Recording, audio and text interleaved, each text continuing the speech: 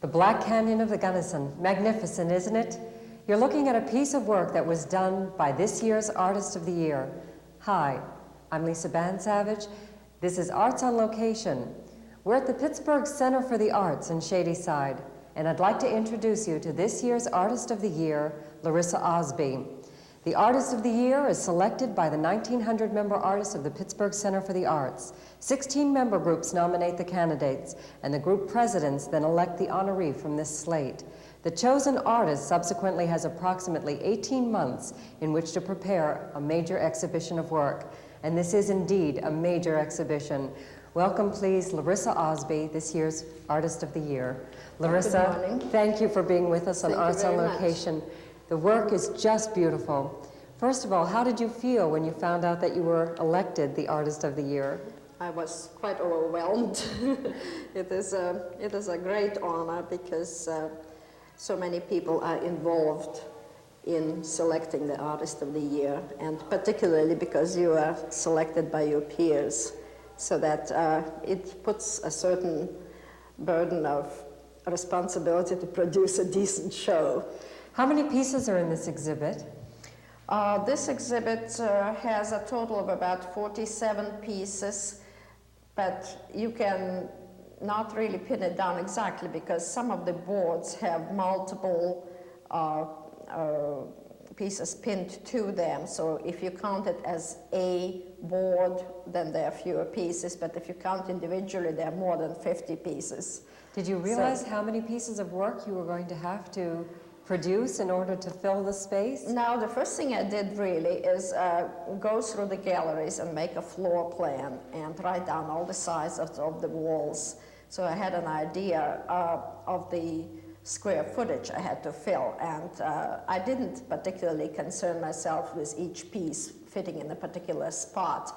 I just knew that I had a lot of room to play with, and that was very good. That's the only luxury I could allow myself with a canyon like that, because if you had only small walls, you couldn't put a painting that size in the gallery. Larissa, tell us a little bit about this piece and your experiences that inspired the painting. I'd be glad to. The Black Canyon of the Gunnison is located in southwestern Colorado.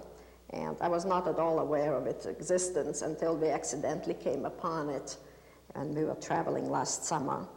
And we had to ask directions to it because there was no publicity, no signs about the canyon. I just discovered it on the map. And when we got up there, it was pretty late towards sunset, and we were just overpowered by the beauty of the canyon, the colors, and the variation of the rock formations. There were so many layers of granite and veins of pink through the gray and black. It was absolutely magnificent. And so we quickly shut off some photographs because there wasn't much daylight left. And later on I did some sketches of it, and just to preserve it in our memory. And pretty soon it was completely dark, but it was a just unforgettable experience, and I decided to paint it just realistically when I came home. So do you rely on your memories, do you rely on the photographs, or do you rely on your sketches? It's a combination of all three, really. Up until this year, I have really never used any of the photographs that I took during my trips. It was strictly to preserve the memory for me personally. But when I decided to do the canyon as real as I could remember it, I used some of the photographs, but not one particular one, just a summary of what I had seen. Then I used some of the sketches, but not any one of them. It's just that I would lay out the photographs and the sketches and the pen and ink sketches and try to evoke the feeling and the memory of the canyon as it was that evening, and sort of I even brought rocks from the trip, and all this physical evidence of having been there helps me recreate the mood, and the photographs provide the actual detail of some of the crevices and so on. Can we take a look at some of the sketches now? Of course, they're right here in this room. Larissa, from what I've gleaned, you don't use sketches in the conventional way. You don't use them in order to reproduce the sketch. Would you talk a little bit about that? Yes, the pen and ink sketches that you see there were done on location, but not necessarily for any particular painting. I simply record what I see or formations that interest me. And if I ever want to do a mountainscape that would be realistic, I would simply refer to the total sketchbook and get the feeling of what rocks are like. And I have never actually reproduced one particular sketch, because once I'm done with it, it's finished for me. I hate to repeat exactly the same thing again. I simply use it as a cue for later work rather than exact preparation for a bigger piece. Larissa, you have another kind of sketch included in your exhibition. Would you tell us about these? Yes, these are pages from a canvas set sketch pad, and they are done in oil rather than pen and ink as the last ones we saw. And they are quick recordings of a scene done with a palette knife rather than a brush. And I use a palette knife and oils the way you would use pen and ink. Rather than filling in areas, I'm sketching out and indicate cues for future color reference if I wanted to remember what the scene was like. But I do not reproduce these sketches in a larger size or in a more filled out version. To me, they are the finished product. That's what I was going to record.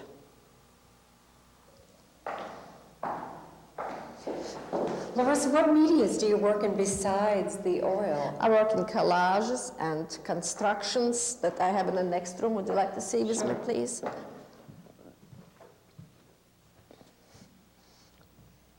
Larissa, this piece is a collage, am I right? Yes.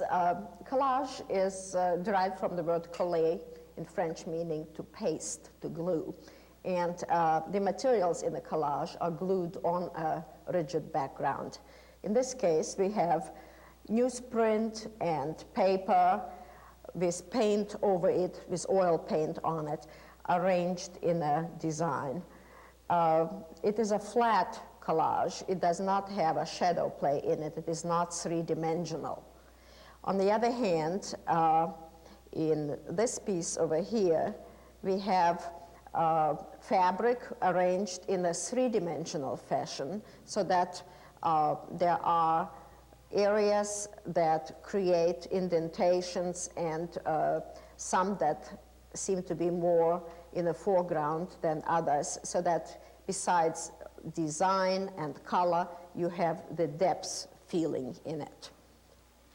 As a next step in the collage assemblage development would be this group of three pieces. The one in the center, as you see, is constructed of paper and wood background with tar paper and paint over it, and then has three-dimensional metal pieces affixed to it. Now, this is no longer really a collage because it's not really all glued. It's glued in the beginning, but then there are metal screws and various other things included. Also, as you notice, it is not protected by glass.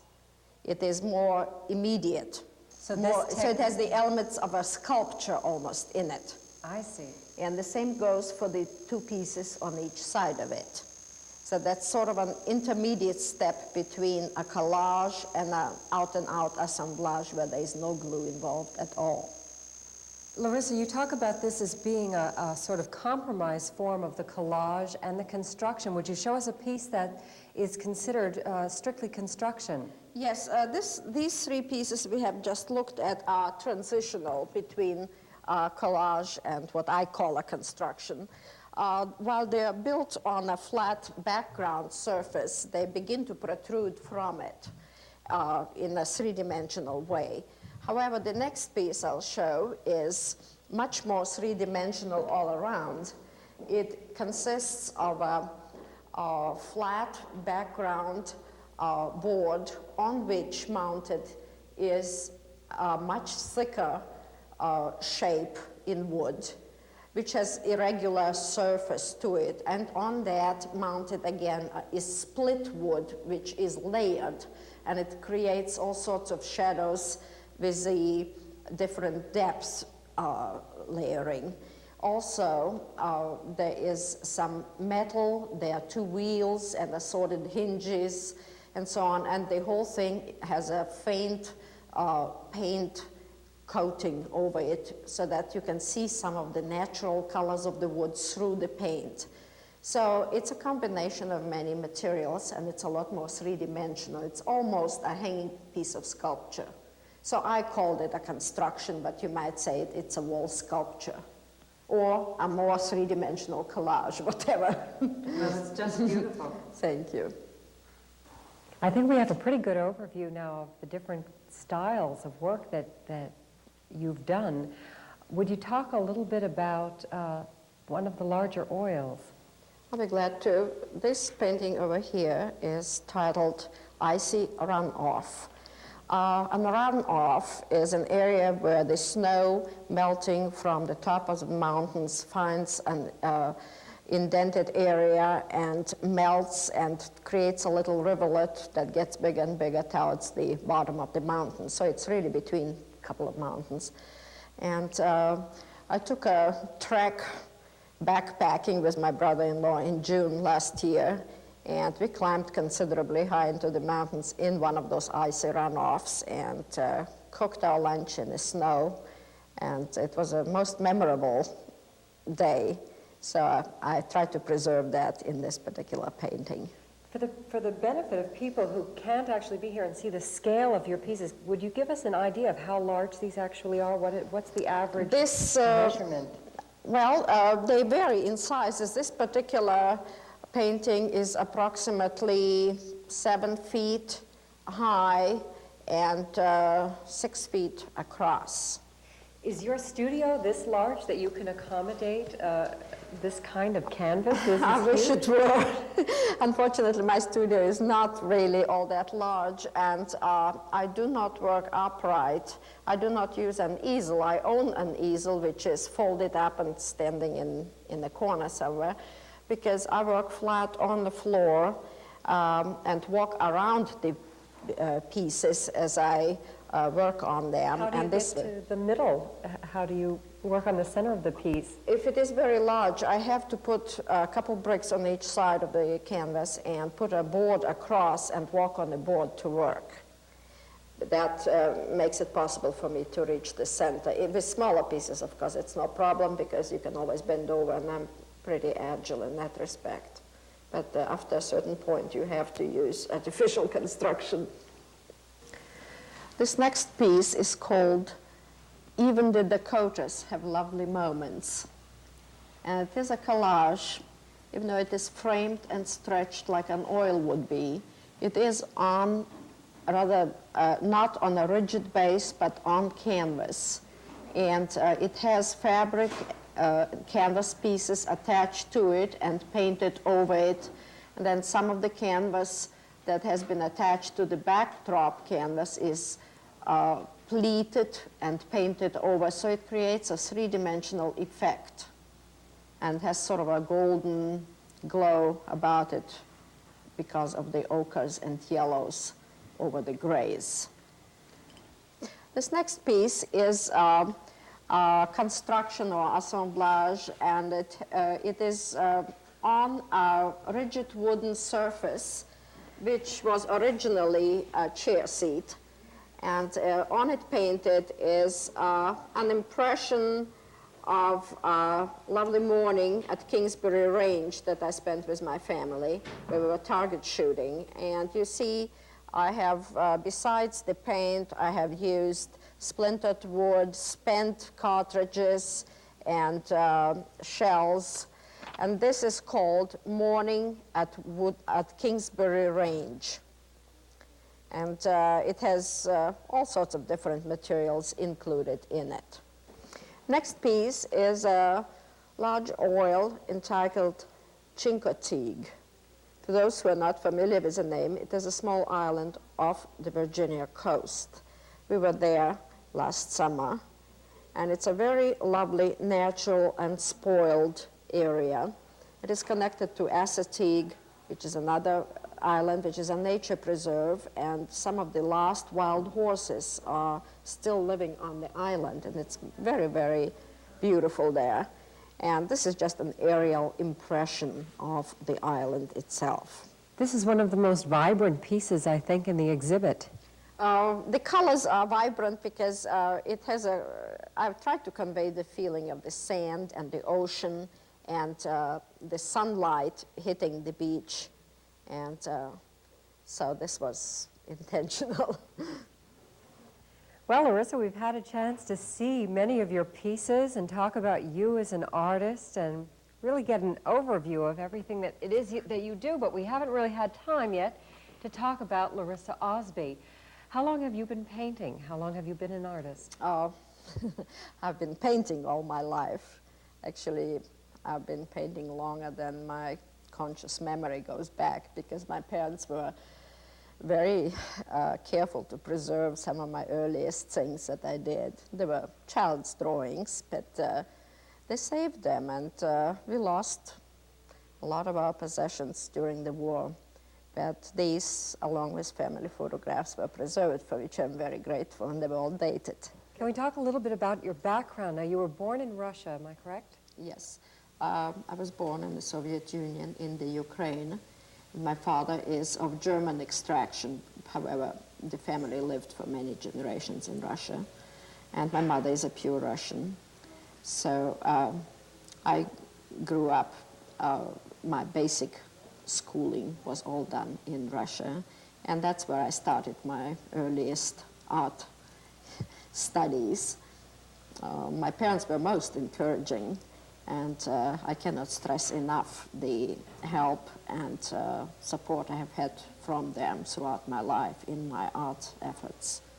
And I always took after-school art courses, and which were given at the local Palace of Culture, where children would go and get free art training. And later on, also I would go on sketching expeditions, and my parents always took me to the museums, so they encouraged my interest throughout my life. So did you come to America when you were 15 years old? No. After that, I came to Germany. After the war, I lived in Germany, and I studied at the University of Göttingen and the University of Munich and the Academy of Fine Arts in Munich. And I spent 8 years in Germany, so I was 23 when I came to America. And did you continue to study art in the United States? Not really. By 23, I had finished all my formal training. However, one never finishes studying art, even if not in a formal sense that one goes to courses or goes to a school. A style evolves throughout your life, and you always learn something new, so that it's a continuous development, but all my formal training was done in Europe.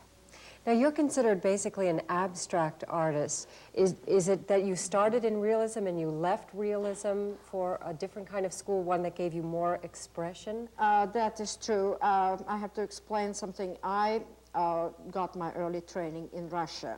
Now, in Soviet Russia, non-realistic art is not encouraged and was not even permitted. So that all the art that I had seen in the museums was strictly realistic, and all the courses I took were rather non-experimental. So I had never even seen anything like the great experimental works that were done in Russia early in that century by Kandinsky and Kupka and Chagall and all the people who had emigrated while it was still possible in the early 20s to the West and continued their work there. So that I didn't really even know about all the great work that was being done there. What was your first impression when you first saw an abstract piece of art? What was that sensation like? I will be quite frank. The first confrontation was, I had very mixed feelings. The first one that introduced me to it was my private art instructor. He was a professor at the university, but at that time I was still high school age. And he showed me some of his works, and he was branded degenerate artist and during the Third Reich in Germany. This was already in Germany, of course, after the war. And then later on, I saw the first exhibitions of the German expressionists and abstractionists and so on in Munich while I was at the Academy of Fine Arts in Munich in 1949 and 50.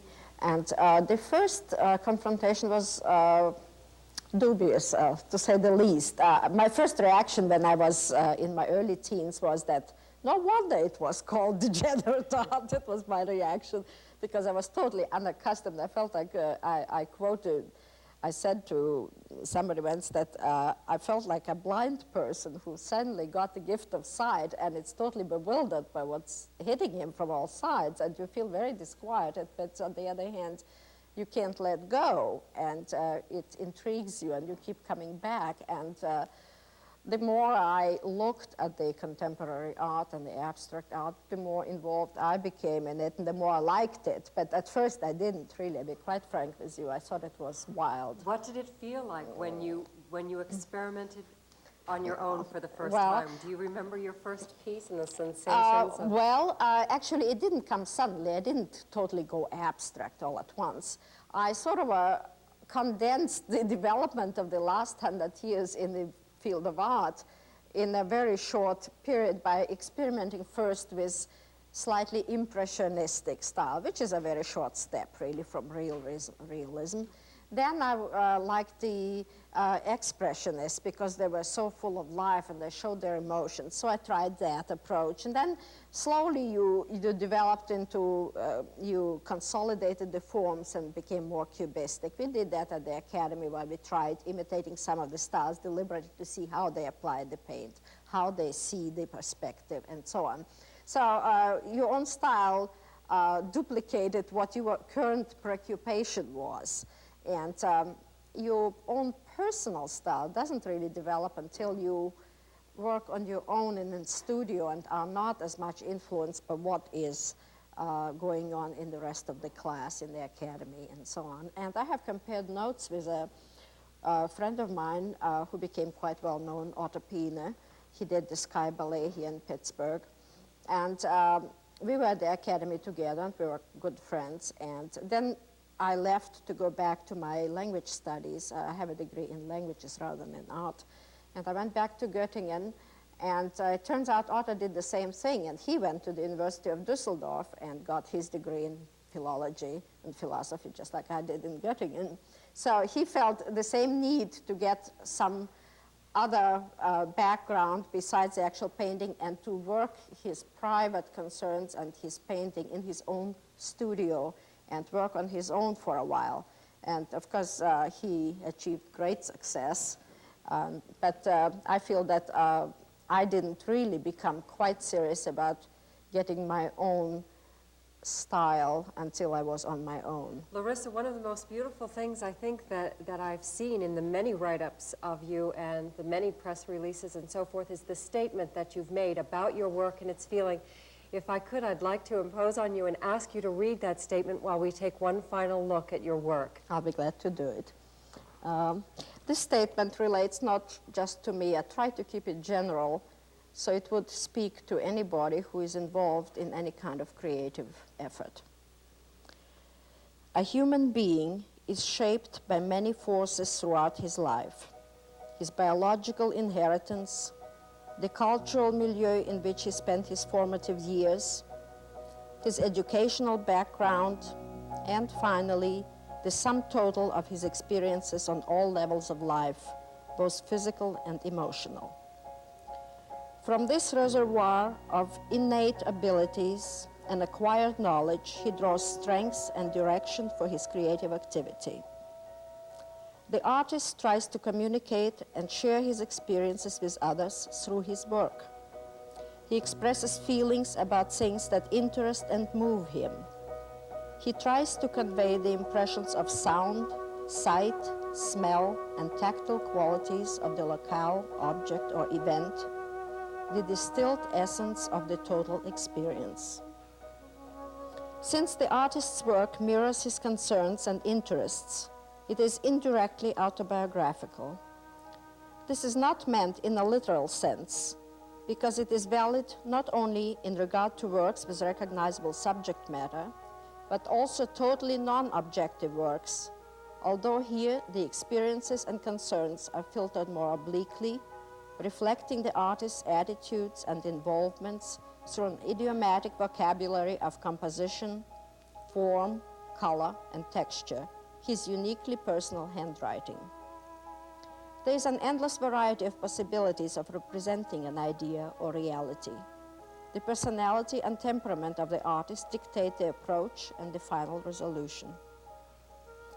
Optimally, a certain amount of ambiguity stimulates the viewer into an active participation in the artist's thought process as it manifests itself in his work. This ambivalence also leaves room and interest for future discoveries and dialogue. An acute awareness of one's environment, a heightened perception of the hidden beauty and abstract qualities in everyday objects beyond their utilitarian meaning or value, the recognition of their artistic possibilities, all these sustain a person's creative activity. Larissa Osby, it's very obvious, I think, to all of us how deserving you are of this award. As Artist of the Year, may I congratulate you one more time, and thank you very much for being with us on Arts on Location. Thank you very much. It was a great pleasure. Thank you again. This has been a great pleasure for me. Thank you. I strongly encourage all of you to come and see the exhibit, which is at the Pittsburgh Center for the Arts, which is in Shadyside on 5th and Shady. The gallery hours are Tuesday through Saturday, 10 until 5. And Sunday, 1 until 5. This exhibit is going to be here through January 30th. Right now, Larissa and I are going to go and look at some more of the exhibit. I'm Lisa Savage. This was Arts on Location. Thank you for being with us. Well, shall we? Yep. Oh, God.